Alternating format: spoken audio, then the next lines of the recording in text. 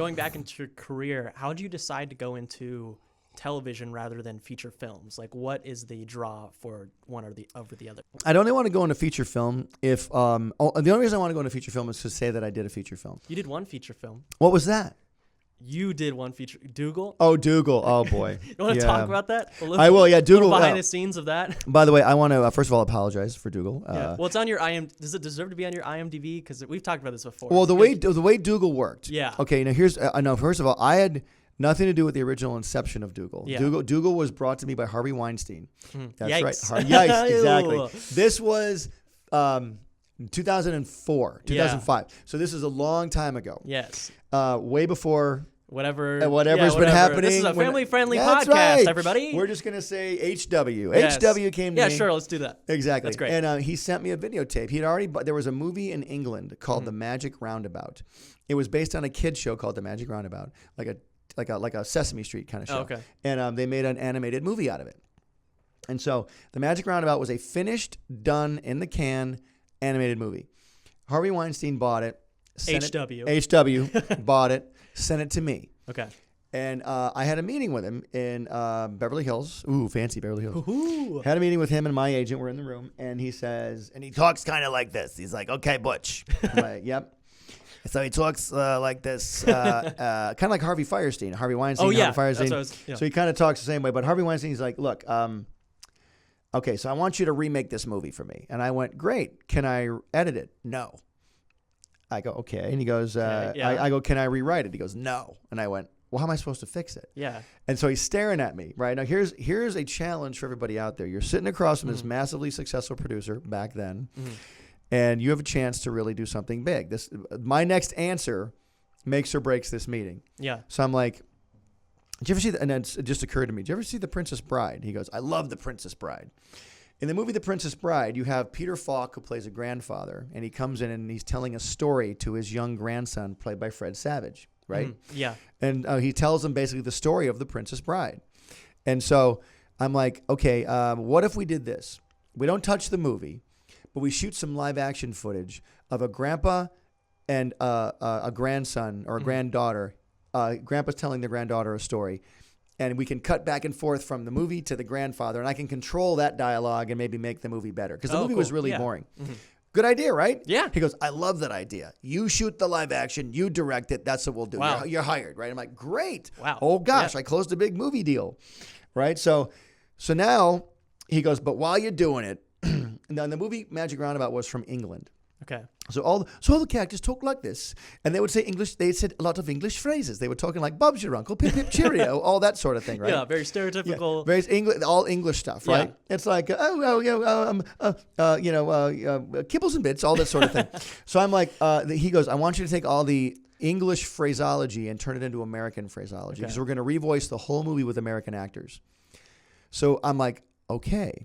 So I had to basically watch this movie. Line by line, and I had to rewrite the movie line by line for American audiences. Wow. So if Doogal, the dog, came in and said, top of the morning, everyone, I had to say, what's up, dudes? Yeah. I had to make it fit the actual animated mouth movement. It was a nightmare. Oh, so it couldn't be anything you wanted. It still had to fit that. It had to fit the time animation. code. I couldn't Wow. change animation. And now this is what I went through on this. So are the mouth flaps weird on it too? Oh, I haven't seen for it. example, if Doogal said, top of the morning, like 3 mouth movements, I had to go like, hey, everybody, like that, right? Yeah. I couldn't go beyond, I couldn't add to it at all. And so we did all that. I'm about 3 weeks in. I'm almost done with the movie, and I'm writing the live action stuff too. I'm all excited. Yeah. I get a call. We're canceling the live action. We're not going to do it. It's too expensive. I'm like, what? That's the whole reason I did this. I want to do the live action part. So now I'm stuck rewriting this whole movie.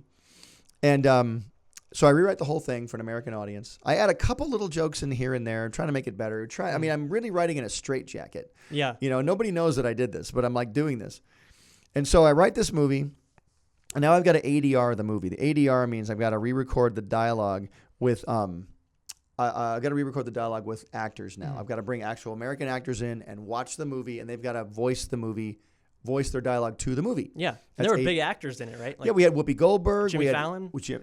Jimmy Fallon was in it. William H. Macy. We had Jon Stewart was in it. Kevin Smith was in it.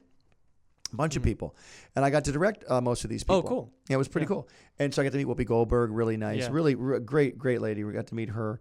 And but the funny thing was, I was doing a lot of lecturing at the time. And one of the lectures I was doing was in November.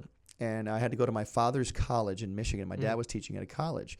He asked me to come and do a presentation. So I went and did this huge presentation for this college in Michigan. I had like 800 people show up. It was a great night. And I told Harvey Weinstein, they wanted me to be in New York to record Whoopi Goldberg. I said, I can do it any night of the year. I just can't do it November 11th. That's the one night I can't do it. Guess when they scheduled the recording? November 11th. I swear. Wow. And I know that was a power move on his part. Yeah. He was like, I did show, oh yeah, kid, I'll tell you. One day. I'll tell you when you get, it was like, hey kid, I'll tell you when you record this. Yeah. So anyway, so I did the whole night. I'm up all night at this thing. I'm signing pictures. I'm talking. I'm having a great time. And the event ends at like 10 p.m. I have to be on a plane to New York at 5 in the morning. Wow. Went home to my dad's house, ate dinner. My dad drives me to the airport. I'm standing at the airport at 4 in the morning before the airport's even open. I'm standing there, and I had to get on a plane to New York. And it was one of those plane seats where it folds down from the side of the wall of the plane. Oh yeah. It's one of those teeny little commuter jets Wow. from New York to from Detroit to New York. And I haven't slept, and I had to be in New York by 10 a.m. And I landed at like 8:30, and the driver, I got a driver, and he drove me from the LaGuardia to my ADR. I got there at 10:01. Wow. Walked right in, and Whoopi Goldberg's waiting there, and I'm like, "Hi, how you doing?" And we recorded all day. I was supposed to have her for 3 days. I got her done in 1 day. Ha ha, Harvey Weinstein, eat it. It done in 1 day. So we did all that stuff, and then as the movie was starting to get released, as they were prepping for release, they made one movie poster with my name on it, written by Butch Hartman. I'm like, Well, oh, that's and in cool. the trailer it says from the creator of the Fairly Oh yeah, OddParents. they used anything to advertise it. Yeah. Exactly. Yeah, they used anything about me to advertise it. So then the movie comes out. And by the time the movie came out, it had been out of my grasp for about 8 months. So you only did the ADR and writing. I did So the you wrote it in ADR and the writing. Okay. And I recorded William H. Macy. I recorded Whoopi Goldberg. I recorded Jon Stewart. I recorded Kevin Smith, all these people. And once the movie got out of my hands, they had it for like another, I think maybe 5 or 6 months, not 8, 5 or 6 months. Finally, the movie comes out, Doogal, right? Oh, and I get a call too. By the way, Butch, the French studio that animated the movie wants their names on it, so we need to take your name off the poster. And I was like, fine. I said, totally fine. Weird. So I have one poster with my name on it. Yeah. So the movie comes out, and they rewrote most of my stuff. And re-recorded it? They re-recorded it. Wow. Most of my stuff was rewritten, re-recorded. And so the movie that you see, I had maybe 3% to do with. So that little of it? that Wow. little of. So when people see Doogal and they want to get mad at me, Yeah. don't get mad at me. Because Yeah. I mean, I tried to save that movie and I tried to make it better. I'm not making an excuse. If it was me, I would tell you.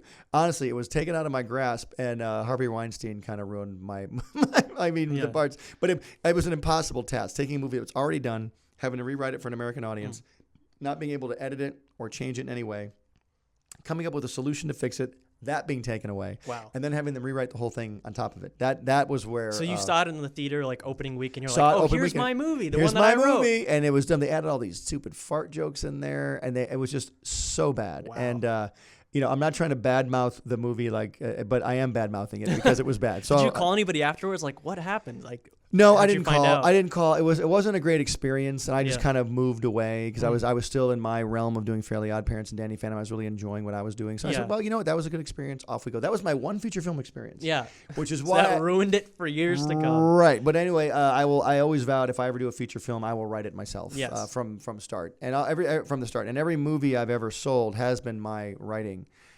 From the start, and it just never went forward. So if you guys want to hear any of the ideas that I had, let us know. Yeah, that'd be cool. We can do a whole podcast on the movies that I've sold and haven't been made, and we'll Yeah. see if people like it. How many did you say you've done? 5 to 7. Cool. I've sold between 5 to 7 movies, and even that is hard to do. And then Very hard. going the next step, which it's very hard to getting walk creative. in off the street and just sell a movie and get it made. Very hard. Usually studios are very terrified. They want to do something that's already been made in like a book or something that's already been proven.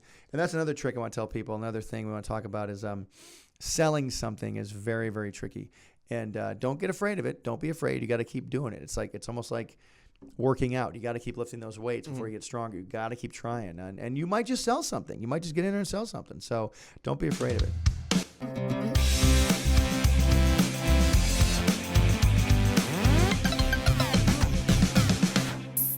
Speech bubble. Hey Heart fans, subscribe here to keep up with me, Danny, Timmy, Dudley, Bunsen, and the Noog Network, my new app full of cartoons, shows, and games. Download it here. Click over here to watch my most recent video, and here to start a playlist related to this video. Whoa, check out that awesome fan art. To be featured here, use hashtag HeartFanArt and tag me. I'm on every social media platform known to man. Cartoon Butch out. Pencil drop.